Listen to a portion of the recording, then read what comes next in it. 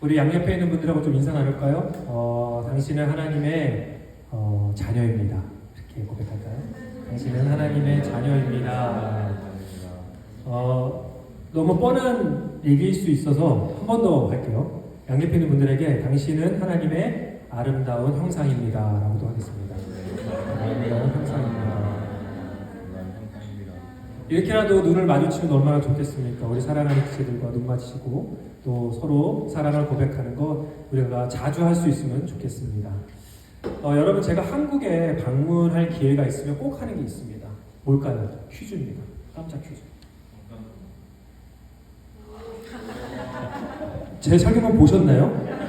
이거 어떻게 알지? 뭔가 잠깐 손들리고 있습니다, 제가.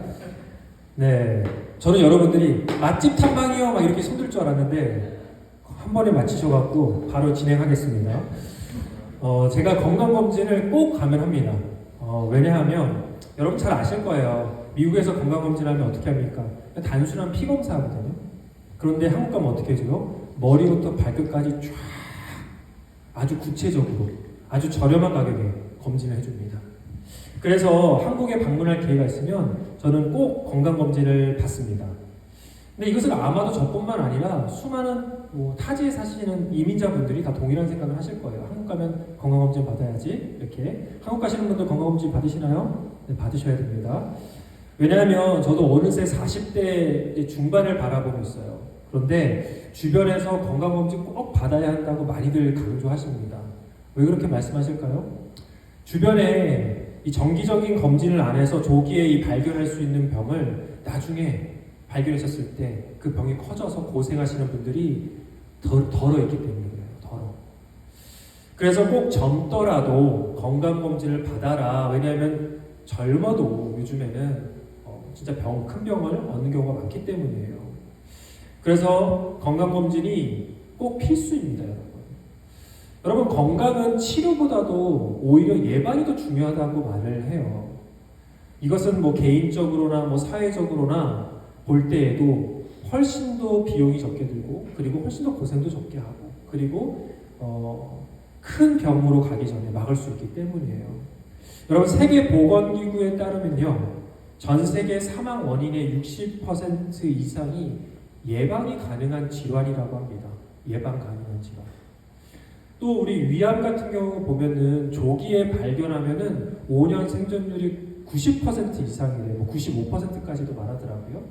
그런데 이후에 진행이 돼서 발견을 하게 되면은 그 생존율이 급감한다고 해요. 물론 다른 질병들도 마찬가지일 거라고 생각합니다. 여러분, 우리가 건강하게 살려면요, 그만큼 우리 자신의 건강을 자주 확인하고 또 미리부터 잘 점검해야 됩니다. 나의 건강은 지금 어떠한가? 여러분, 건강하세요, 다들? 표정을 보니까 건강하지 않으신 것 같은데, 우리는 밥 잘 먹고 숨 잘 쉬면 그걸로 됐지라고 생각하면 안 됩니다. 그렇게 과신하면 안 됩니다. 저는 저와 여러분이 정말 건강하게 공부하고요, 또 건강하게 일하고, 또 건강하게 하나님께서 주신 사명을 이루어갈 수 있으면 좋겠습니다. 그런데 우리의 몸을 그렇게 잘 확인하고 점검해야 하는 것처럼 마찬가지로 우리의 신앙도요, 건강도, 우리 신앙의 건강도 잘 점검해야 됩니다. 잘 체크해야 돼요. 나의 신앙은 지금 어디에 있는가? 나는 어떤 상태인가? 나의 신앙은 정말 건강한가? 그것을 제대로 확인하고 점검하지 않으면요, 마치 우리의 몸처럼 우리의 신앙 안에 염증이 생기고 고름이 나오고 암세포가 생겨나도 우리는 모르고 사는 거예요. 그냥 진통제 몇 알 먹고 버티는 거예요. 병을 키우는 겁니다. 결국 나중에 신앙의 깊은 침체에 빠지고 신앙의 큰 위기를 맞이하여서 심지어 어떤 사람들은 신앙을 떠나는 사람도 있어요. 그 전에 미리 충분히 예방할 수 있는데, 사랑하는 여러분, 여러분의 신앙은 안녕하십니까? 저는 우리가 오늘 말씀을 함께 살펴보면서요, 우리의 신앙 상태를, 우리의 신앙의 건강을 잘 점검하고 확인하는 시간이 되었으면 좋겠습니다. 그리고 나아가서 건강하고 단단한 신앙을 가지고 세상의 참된 믿음의 자녀로서 복되게 살아가는 저와 여러분 되기를 주님의 이름으로 축원합니다. 오늘 본문의 45절 또 46절 말씀 같이 한번 다시 읽어볼게요. 시작. 예수께서는 곧 제자들을 재촉하여 배를 태워 자기보다 먼저 건너편 벳세다로 가게 하시고 그동안엔 무리를 헤쳐 보내셨다. 그들과 헤어지신 뒤에 예수께서는 기도하시려고 산에 올라가셨다. 오늘 본문 말씀은요, 지난 말씀의 본문이었던 오병이어의 기적이 일어난 직후의 이야기입니다. 예수님께서 곧바로 제자들을 재촉해서 바다 건너편으로 보내셨다라고 나와요. 또 오병이어의 기적을 경험한 무리들을 후다닥닥 헤쳐 집으로 보냈대요. 그리고 예수님은 자신은 홀로 기도하러 산으로 올라가셨습니다. 그런데 지금 오병이어의 기적으로 사람들이, 제자들이 한껏 들떠 있는 상태 아닙니까? 어마어마한 기적을 경험한 거잖아요. 어떤 상태일까요? 와, 놀랍다, 감격하고 굉장히 들떠 있었을 거예요. 흥분돼 있었을 거예요. 그런데 갑자기 예수님이 이 사람들을 다 보낸 거예요, 집에. 이상하죠? 오히려 지금이 좋은 전도의 기회일 수 있을 것 같은데 왜 그렇게 하셨을까? 그 이유를 같은 사건을 기록한 요한복음에 자세히 나와 있습니다. 함께 요한복음 6장 15절의 말씀 읽어볼게요. 시작. 예수께서는 사람들이 와서 억지로 자기를 모셔다가 왕으로 삼으려고 한다는 것을 아시고 혼자서 다시 산으로 물러가셨다. 오병이어의 놀라운 기적을 경험한 사람들은 예수님을 왕으로 삼으러 갔어요. 왕으로. 그래서 예수님은 그들을 급하게 흩으셨대요. 그런데 여러분, 예수님 왕이시잖아요. 우리들이 왕. 예수님을 왕으로 삼는 게 뭐가 문제예요? 왜냐하면 지금 사람들이 예수님을 왕으로 삼으려는 그 속마음 안에는요, 자신들의 욕망과 욕심이 투영되어 있었기 때문이에요. 예수님을 존중해서, 예수님을 사랑해서, 예수님을 정말 위해서 왕으로 삼고 싶은 게 아니에요. 예수님을 통해서 자신들의 욕망을 채우기 위해서예요. 자신들의 육신의 배를 채워주는 물주로, 자신들이 원하는 것을 들어주는 요술램프의 진이로, 또 로마의 압제로부터 자신들의 나라를 해방시켜줄 정치적 영웅으로 예수님을 도구화시키고 있다는 겁니다. 여러분, 이것은요, 제자들도 마찬가지였어요. 마가복음 10장을 보면요, 우리 앞으로 살펴보겠지만 마가복음 10장을 보면 제자들이 예수님을 어떻게 생각하고 있는가 그 속내가 잘 드러나 있어요. 야고보와 요한이 예수님께 찾아옵니다. 그리고 뭐라고 하냐면 예수님이 영광 받으실 때 나를 오른편에, 얘를 왼편에 앉혀주시면 안 될까요? 라고 뭐를 하냐면 공탁을 해요. 청탁을 하는 거예요. 높은 자리에 앉혀달라고, 힘 있는 자리에 앉혀달라고. 뭡니까? 자신들의 권력욕을 채워주는 도구로 예수님이 생각하고 있는 거예요. 그러자 예수님은 이렇게 말씀하시죠. 마가복음 10장 38절의 말씀 함께 읽겠습니다. 시작. 예수께서 그들에게 말씀하셨다. 너희는 너희가 구하는 것이 무엇인지를 모르고 있다. 내가 마시는 잔을 너희가 마실 수 있고 내가 받는 세례를 너희가 받을 수 있느냐. 예수님은 너희가 대체 무슨 생각을 하고 지금 이런 얘기하는 거야? 대체 지금 나를 어떻게 생각하고 있는 거야? 나를 따르는 것이 어떤 의미인지 너는 정말 모르겠니? 라고 반문한 거예요. 그러면서 진짜 신앙은 나를 통해서 부귀영화를 얻는 것이 아니라 내가 짊어질 십자가를 함께 지는 것이라고 말하고 있는 거예요. 예수를 따른다라는 것, 예수를 믿는다라는 것, 신앙생활을 한다라는 것은 뭡니까? 환호와 영광을 받는 자리가 아니라 오히려 희생과 섬김과 낮아짐의 자리이다라고 말하고 있는 겁니다. 그래서 이어진 41절을 보면요, 나머지 10명의 제자들이 이 야고보와 요한에게 분노했다고 나와요. 왜 분노했을까요? 야, 너 어떻게 그렇게 할 수 있어? 정신 못 차려? 그렇게 해서 분노한 게 아니에요. 아니, 내가 먼저 말하고 싶었는데, 내가 그 자리 차지하고 싶은데 니네가 먼저 선수 쳐? 괘씸해? 이래서 분노한 거예요. 지금 12명의 제자들은 다 똑같았어요. 예수님을 통해서 내가 뭘 가질 수 있을까? 내 욕심, 내 욕망을 어떻게 예수님이 이루어질 수 있을까? 그것에 대해서 그들이 관심을 가지고 있었다는 겁니다. 여러분, 예수님을 믿는다는 것이 우리가 원하는 것을 얻어내기 위한 수단으로, 통로로 착각하는 경우들이 있습니다. 그것을 가리켜서 뭐라고 하냐면 소위 기복신앙이라고 말합니다. 기복신앙. 여러분, 기복신앙은요, 건강하지 않은 신앙입니다. 기복신앙은 예수님이 우리에게 주시고자 하는 복이 아니라 내가 받고 싶은 복, 내가 가지고 싶은 복만을 달라고 주장하는 신앙이에요.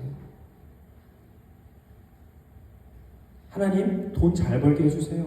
하나님, 저 성공하게 해주세요. 사람들에게 인정받게 해주세요. 하나님, 이 세상에서 떵떵거리며 살게 해주세요. 그 욕망과 사리사욕을 채우기 위해서 하나님이 필요합니다. 근데 하나님은 그것들을 다 주실 수 있어요. 당연히. 그럴 능력이 있는 분이세요. 그리고 우리가 그런 것들을 구할 수도 있습니다. 그런데 중요한 건 뭐냐면 정작 하나님이 주시고자 하는 그 믿음의 성장, 섬김과 나눔의 기쁨, 말씀과 기도로 하나님과 가까워지는 복, 공동체 안에서 누리는 사랑과 위로 같은 복은 별로 필요 없는 거예요. 별로 관심 없어요. 뭐만 관심 있어요? 내 배를 채워줄 수 있는, 내 욕심을 채워줄 수 있는 복, 그것만이 필요해서 예수님이 필요한 거예요. 여러분, 이러한 상태는 아주 위험한 상태예요.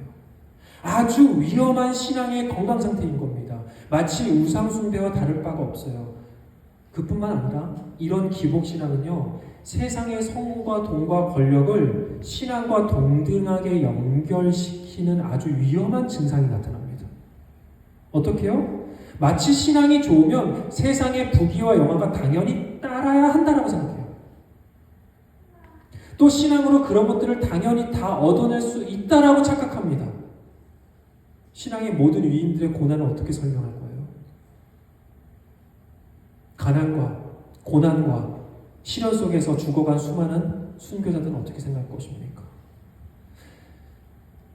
믿음이 좋아야 좋은 대학 갈 수 있어. 이런 얘기 많이 들어보셨어요? 저는 모교에서 많이 들어봤어요. 기도 열심히 해야지 좋은 대학 갈 수 있다. 기도 열심히 해야 좋은 회사에 취직할 수 있어. 새벽 기도 나가고 헌금 많이 해야 너가 돈 많이 벌 수 있어. 그렇게 신앙을 마치 주술행위처럼 오해하게 만들어요. 비나이다 하면 무언가 내가 얻고 싶은 걸 얻어낼 수 있다라고 생각하는 거예요. 여러분, 신앙은 주술이 아닙니다. 신앙은 우상숭배가 아닙니다. 기독교 신앙은 내 힘으로 내가 원하는 것을 얻어내는 종교가 아니에요. 그래서 기독교 신앙을 자력 종교가 아니라 타력 종교라고 말하는 거예요. 오직 하나님의 은혜 외에는 설명할 수 있는 게 없어요. 기독교 신앙은 내 힘으로 내가 원하는 것을 얻어내는 종교가 아닙니다. 우리가 기도 열심히 하고 헌금 열심히 하고 믿음 생활 잘해야 하는 이유는요, 우리가 가지고 싶은 것을 얻어내기 위함이 아니라 하나님을 정말 사랑하기 때문이에요. 하나님께 정말 감사하기 때문입니다. 하나님께서 주신 은혜와 사랑이 너무 크기 때문입니다. 우리가 그분의 자녀이기 때문입니다. 그 사랑과 그 감사와 그 기쁨에 겨워서 우리는 신앙생활 하는 겁니다. 내가 원하는 어떤 보상이 없어도요, 내가 바라는 아무런 좋은 게 없어도요, 하나님이, 예수님이 너무 좋아서 나는 오늘도 내일도 예수의 사람으로 살아갑니다.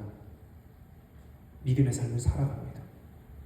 사랑하는 여러분, 하나님과 기브앤테이크의 관계를 가지시면 안 됩니다. 그것은 사랑의 관계가 아니라 비즈니스 거래의 관계입니다. 여러분, 부모가 자녀들을 사랑하는 거, 아낌없이 베풀어주는 거, 정말 수고하고 애를 써서 키워주는 거, 그거 다 정산해서 받기 위해서 아니잖아요. 그렇죠? 여기 자녀가 있으신 분들 혹시 있으신지 모르겠지만, 자녀가 성인이 되면 자녀들한테 인보이스를 보내는 거예요.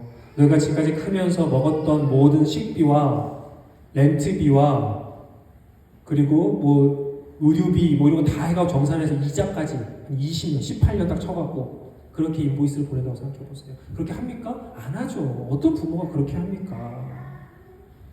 그럼 왜 그렇게 해요? 왜 그렇게 고생해요? 사랑하니까. 내 사랑하는 자녀니까.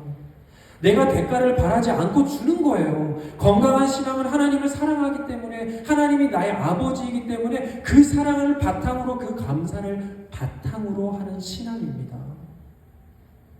사랑하는 여러분, 하나님과 예수님을 나의 욕망과 욕심을 채우는 도구로 사용하지 마세요. 사용하지 마세요. 하나님을 사랑하기 때문에 기도하시고요, 말씀 보시고 예배드리시고 헌금하시고 또 지체들과 신앙의 교제를 나누시기를 축복합니다. 그것이 건강한 신앙의 모습입니다. 그리고 이어진 본문에 예수님께서도 사람들의 열광과 환호를 얼른 뒤로 하시고 어디 가셨어요? 산으로 올라가셨어요. 그리고 기도하셨습니다. 예수님께서도 사람들의 인기, 환호, 열광에 흔들리지 않기 위해서 자신을 보호하기 위해서 그 환호의 자리를 떠나셨어요. 그리고 어디로 가셨어요? 기도의 자리로 들어가셨어요. 여러분, 우리는 사람들의 인정과 환호를 좋아합니다. 어느 누가 싫어하겠어요, 그런 거를. 그러한 자리를 막 찾으려고 애써요. 추구하려고 애씁니다. 더 높은 자리, 더 박수 받는 자리, 더 힘 있는 자리 가려고 합니다. 그러나 예수님을 믿는 그리스도인 신앙인, 건강한 신앙인은 그런 데를, 자리를 찾아다니는 사람이 아니에요. 그럼 어떤 사람이 건강한 신앙일까요? 하나님 앞에 홀로 서는 자리를 추구하며 살아가는 사람이에요. 하나님 앞에 홀로 서는 자리. 신앙이 얼마나 건강하냐의 척도 중 가장 중요한 하나는요, 하나님 앞에 무릎 꿇는 그 자리에 내가 얼마나 서 있는가. 사람들에게 인정받고 환호받는 자리보다 하나님 앞에 홀로 나아가서 하나님의 인정과 환호를 더 사모하고 더 중요하게 생각하는 것, 그것이 건강한 신앙인의 모습인 겁니다. 여러분, 유명한 찬양 사역자인데 맷 레드만이라고 아세요? 되게 유명한 찬양 사역자예요. 그분이 쓰신 굉장히 유명한 찬양들이 많은데 그 중에 제가 정말 좋아하는 찬양이 있어요. 깊이가 있는 찬양. 가사가 너무 좋아요. 그게 뭐냐면 영어로는 The Heart of Worship, 한국어로 마음의 예배라는 찬양이에요. 가사가 너무 좋은데 함께 이 가사를 잠깐 일부분을 함께 같이 읽어보면 좋을 것 같아요. 같이 읽어보겠습니다. 시작. 찬양의 열기 모두 끝나며 주 앞에 나와 더욱 진실한 예배 드리네. 주님을 향한 노래, 이상의 노래, 내 마음 깊은 곳에 주께서 원하신 것, 화려한 음악보다 뜻없는 열정보다 중심을 원하시죠. 주님께 드릴 마음의 예배, 주님을 위한, 주님을 향한 노래, 중심 잃은 예배 내려놓고 이제 나 돌아와 주님만 예배해요. 이 찬양은 찬양 사역자 맷 레드만이 자신의 간증을 담은 찬양입니다. 가사입니다. 그가 화려한 음악과 사람들의 열광과 찬사 속에서 예배하다가 정작 중요한 것을 내가 놓치고 있다는 것을 깨닫게 돼요. 그리고 자신의 예배의 상태를 점검하기 시작합니다. 그리고 진정한 예배, 참된 예배, 건강한 예배는 화려함 속에 있지 않고 뜻없는 열정 속에 있지 않고 악기, 음향, 규모 그런 것들에 있는 것이 아니라 바로 주님만 바라보는 순수한 마음의 예배. 나의 중심이 오직 주님을 향하고 있는 진실한 예배. 그 예배임을 깨닫게 됩니다. 여러분, 우리의 예배가 참된 예배요, 진정한 예배요, 건강한 예배가 되려면요, 정말 나는 하나님을 전심으로 예배하고 있는가? 나의 중심이 주님을 향하고 있는가? 다른 어떤 찌꺼기들이 없이 오직 주님만 바라보고 예배하는가? 그것에 있다라는 겁니다. 상황과 환경에 얽매이지 않고 그런 것들에 불평하거나 아쉬워하지 않고 오직 나의 중심이 주님만을 향할 때 우리가 있는 모든 것이 예배의 처소가 됩니다. 시장 한복판에서도 예배할 수 있어요. 길을 걸을 때 예배할 수 있습니다. 공부할 때 예배할 수 있습니다. 우리의 중심이 주님을 향하고 있는 그 마음의 예배, 그 진실한 예배, 그 건강한 예배를 저 여러분이 함께 드릴 수 있기를 주님의 이름으로 축복합니다. 이어진 본문 47절에서 50절까지의 말씀을 함께 읽겠습니다. 시작.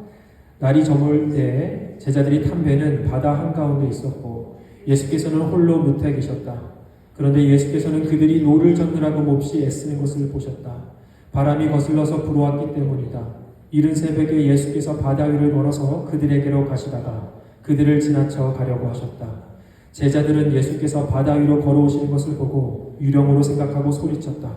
그를 보고 모두 놀랐기 때문이다. 그러나 예수께서 그들에게 말씀하셨다. 안심하라. 나다. 두려워하지 말아라. 예수님의 제자들이 여기까지 하겠습니다. 예수님의 제자들이 예수님의 말씀대로 배를 타고 나갔다가 풍랑이 찾아왔습니다. 이 같은 사건을 기록한 마태복음을 보면 되게 자세히 기록되어 있거든요. 14장 24절을 보면 제자들이 풍랑에 몹시 시달렸다라고 나와요. 힘든 거예요. 지쳐 있는 거예요. 여러분, 근데 제자들이 바다에 왜 나갔습니까? 주님의 말씀에 순종하고 나갔어요. 또 가라고 해서 간 거야. 근데 뭐가 있었어요? 뭐가 기다리고 있었어요? 시련이 기다리고 있었어요. 여러분, 우리의 신앙의 삶도 마찬가지예요. 예수님의 말씀대로 살고요, 기도하고 예배하는데 시련 찾아옵니다. 우리가 열심히 신앙생활하면 분명히 탄탄대로의 삶이 기다릴 것 같아요. 기대할 수 있어요. 그런데 우리의 현실은 그렇지는 않아요. 만약 우리의 신앙생활의 목표가요, 여러분의 신앙생활의 목표가 이 땅에서 잘 먹고 잘 살고 평탄한 삶이 나의 신앙생활의 목표다라고 하면요, 이 현실의 풍랑은 받아들이기가 어려워요. 그리고 이럴 바에는 내가 신앙생활을 왜 하지? 이런 생각도 할 수도 있습니다. 그런데요, 반대로 저는 그렇기 때문에 시련이 우리에게 축복이라는 생각이 들어요. 시련이 와야 내가 정말 뭘 추구하고 살아왔는가가 보여요. 시련이 와야 내 신앙생활을 건강하게 점검할 수 있어요. 내가 제대로 예수님 보고 신앙생활 했나? 내가 제대로 예수님 보면서 예배 드렸나? 내가 정말 의지하고 내가 정말 바라보고 살았던 건 뭐지? 라고 정확하게 진단하고 판단해 줄 수 있는 게 바로 시련입니다. 그래서 하나님은 우리를 풍랑의 바다로 보내십니다. 예수님도 제자들을 풍랑의 바다로 보내십니다. 여러분, 시련의 풍랑은 우리에게 은혜요 축복입니다. 제가 지난주에 요즘 핫하다는 영화가 있어요. 뭔지 아세요? 킹 오브 킹스? 안 들어보셨어요? 나한테만 핫했나 보네. 되게 핫해요. 그게 요즘에 미국에서 기생충의 그 흥행 실적을 이미 넘어섰다 이런 얘기가 나오거든요. 만화예요. 애니메이션이에요. 근데 한국 사람이 만들었어요. 한국인 스태프들이랑. 근데 기독교 영화예요. 예수님의 일대기를 다루었습니다. 예수님의 공생의 사역을 아주 잘 묘사했어요.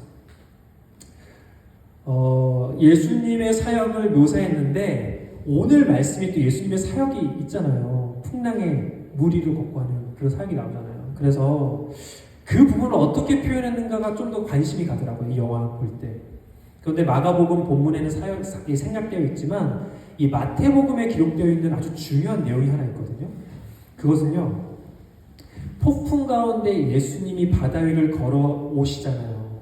근데 그걸 보고 베드로가 뭐라고 하냐면, 주님, 저도 물 위를 걸어서 주님께 가게 해주세요라고 말해요. 여러분, 그 이야기 아세요? 마태복음에 나와 있어요. 자세하게. 그래서 어떻게 했을까요? 예수님이 와. 그랬어요. 와. 그럼 베드로가 어떻게 했을까요? 물 위를 뛰어듭니다. 베드로의 성격이 드러나죠. 물 위를 뛰어드는데 떴을까요? 안 떴을까요? 떴어요. 물 위를 걷습니다. 물 위를 걸어요. 그게 영화에서 보면은 되게 멋지게 나와 있어요. 막 풍랑이 뒤에 막 치고 막 천둥이 치고 막 그런데 예수님이 물 위에 떠 있어요. 그리고 베드로가 물 위를 떠서 걸어가요. 정말 멋지게 표현했어요. 얼마나 감탄할 만한 기적이고 은혜예요. 그렇죠? 그런데 갑자기 베드로가 걸어가다가 거센 바람을 봅니다. 그리고 베드로의 마음에 의심이 갑자기 찾아옵니다. 그리고 베드로는 그 마음에 의심이 찾아오는 순간 물 속으로 빠져 들어갑니다. 그리고 예수님은 베드로를 건지면서 뭐라고 하시냐면, 이 믿음이 적은 사람은 왜 의심하느냐라고 말합니다. 이게 이야기예요. 그런데 여러분, 저는 이 장면을 보면서 그런 생각이 들었어요. 아니, 물 위를 걸어가는 이런 상황 속에서 어떻게 의심을 하지? 그리고 불과 몇 시간 전까지만 해도 뭘 경험했어요? 오병이어의 기적을 경험했잖아요. 오병이어의 기적을 경험하고 물 위를 걸어가는데 어떻게 의심을 하지? 그런데 이거는 제 순진한 생각이고 현실적으로 그렇지 않다는 것을 다시금 깨닫게 되었습니다. 여러분, 물 위를 걷는 기적을 경험해도요, 우리 가운데 의심과 두려움의 바람은 불어옵니다. 그리고 그 바람에 우리는 흔들립니다. 여러분, 은혜를 경험하면 의심이 안 될까요? 은혜를 경험하면 흔들리지 않을까요? 오늘 본문 52절의 제자들이 오병이어의 기적을 경험했음에도 불구하고 뭐라고 나오냐면 그들의 마음이 무뎌져 있었다라고 나와요. 52절에 무뎌져 있었어요. 오병이어의 기적을 방금 경험했는데 몇 시간 후에 무뎌져 있었어요.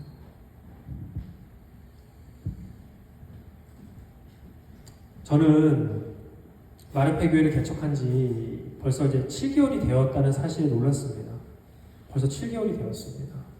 작년 10월 첫 주에 개척을 하고 지금까지 지나온 시간을 돌이켜보면요, 진짜 많은 은혜들이 있었어요. 정말 감사할 것들이 하나 두 개가 아닙니다. 하나님께서 정말 귀한 분들을 우리 교회로 보내주시고 또 함께 교회를 세워가게 하셨고 굉장히 어려움들도 있었지만 그 장벽들을 다 넘어가게 하시는 은혜들이 있었습니다.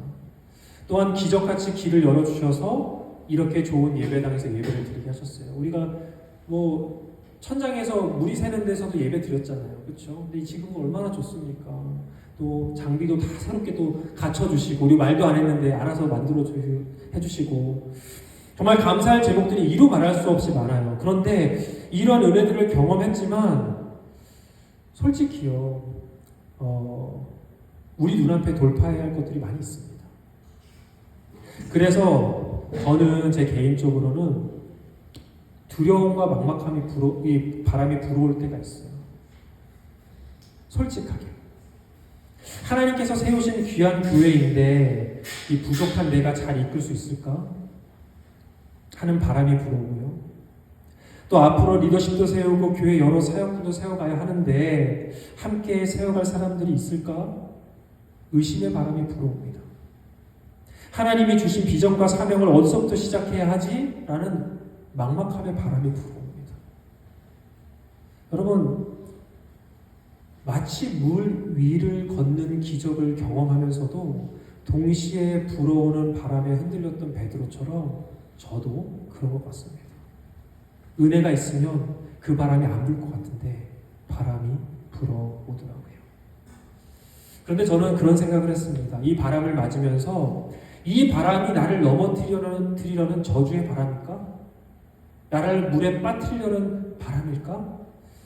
저는 그것이 아니라는 깨달음을 하나님께서 주셨습니다. 저는 오히려 이 바람이 저를 기도의 자리로 인도하는 축복의 길잡이라는 생각을 하게 되었습니다. 이 바람이 불 때마다 내가 더 기도해야겠구나. 지금 내가 하나님 앞에 더 머물러야겠구나. 내가 하나님께 더 구하고 하나님만 더 의지해야겠구나 라는 깨달음을 주는 바람이더라고요. 이 두려움과 의심의 바람이 오히려 하나님 앞에 나아가는 통로가 되고 하나님께 인도하는 길잡이가 되고 있습니다. 기도의 자리로 인도하는 통로가 되고 있습니다. 저는 베드로도 마찬가지였다고 생각해요. 베드로의 역사는 뭡니까? 복음서를 보면 실패의 역사예요. 실패의 역사. 예수님 모른다고 3번 부인하고. 그런데 여러분, 베드로는 그러한 과정을 겪으면서 베드로는 점점 믿음의 거정으로 성장해 갔습니다. 아무런 시련이 없고 아무런 의심과 두려움의 바람이 없어서 그렇게 된 게 아니라 그 바람 속에서 다시 일어나고 시련을 겪고 의심과 두려움을 바람에 넘어지기도 하면서 자신의 신앙을 냉정하게 진단하고 또 그렇게 다시 일어나 하나님 앞에 나아갔던 거예요. 기도의 자리로 나아갔던 겁니다. 그 모든 과정을 하나하나를 통해서 베드로는 성장하고 믿음의 거장이 되었습니다. 여러분, 우리의 신앙인들도 마찬가지예요. 탄탄대로 아무런 의심과 두려움의 바람이 불지 않는 게 아니라, 시련이 없는 게 아니라 그 과정 속에서 우리는 계속 성장한다는 것입니다. 사랑하는 여러분, 인생의 시련은 우리의 신앙의 상태를 냉정하게 진단해줘요.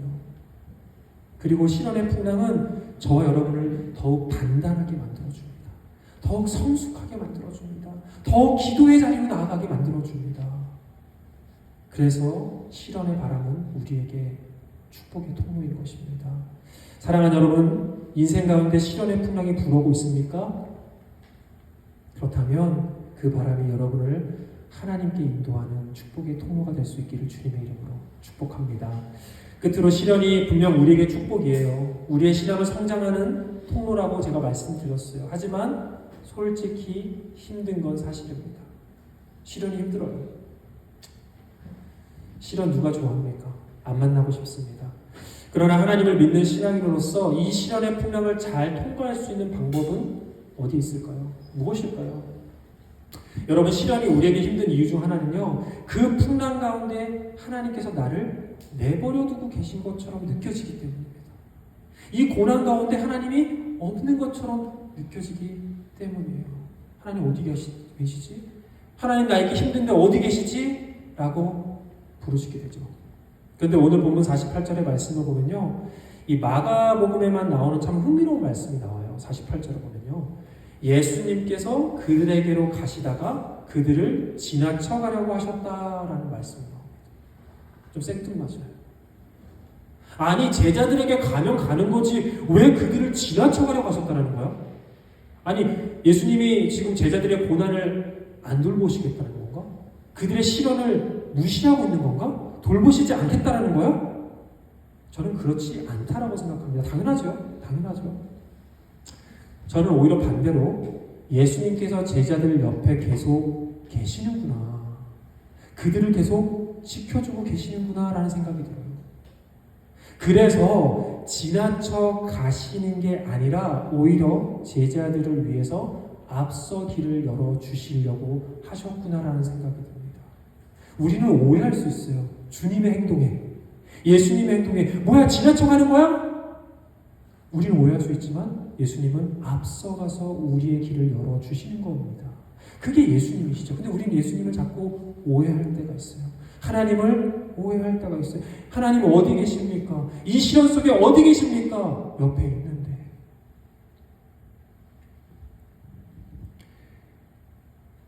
여러분, 본문 48절을 보면요, 예수님께서는 제자들이 노를 젓느라고 몹시 애쓰는 것을 보셨다라고 나옵니다. 보셨다. 예수님이 바다 한가운데 있는 그들을 보고 계셨어요. 예수님은 계속 제자들을 보고 계셨어요. 멀리 떨어진 물가에서도 제자들을 보고 계셨고, 바다 위에서도 제자들을 보고 계셨습니다. 계속 그들을 주시하고 계셨어요. 오늘 우리가 함께 찬양했죠? 주님의 시선. 주님의 시선. 우리들을 계속 보고 계신 겁니다. 그리고 마침내 예수님께서 제자들에게 찾아와 말씀하십니다. 안심하여라, 나다, 두려워하지 말아라. 예수님은 그들이 풍랑 가운데 있는 모든 시간 동안에 계속 보고 계셨습니다. 여러분, 참된 신앙, 건강한 신앙은요, 시련 가운데, 풍랑 가운데 내 옆에 계시는 예수님을 바라보는 신앙입니다.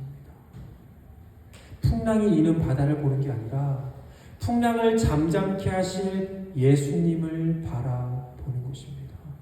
상황과 환경의 어려움을 바라보는 것이 아니라 나를 지키시고 돌보시는 임마누엘 예수님을 바라보는 겁니다. 여러분, 구약성경 욥기서를 보면요, 욥은 극심한 고난 가운데서 하나님께 호소하고 한탄합니다. 탄원합니다. 부르짖습니다. 그런데 하나님의 대답이 없으세요. 무려 37장까지 대답이 없어요. 욥기서 읽어보세요. 하나님이 등장을 안 해요. 그런데 하나님의 대답이 없으셨어요. 이것이 바로 욥의 신음을 무시하고 계신 건가요? 곁에 계시지 않는 건가요? 그런데 욥기 38장에 이르러서 마침내 하나님이 등장하세요. 하나님이 욥에게 응답하십니다. 그런데 하나님의 응답은 지금까지 욥이 탄원하고 호소했던 모든 내용들을 다 듣고 하신 답이었어요. 하나님은 욥의 한탄을, 그 신음을 단 하나도 빠짐없이 다 듣고 계셨어요. 그리고 대답해 주셨어요. 뭐라고 대답하셨을까요? 욥아, 내가 누구야? 내가 누구야?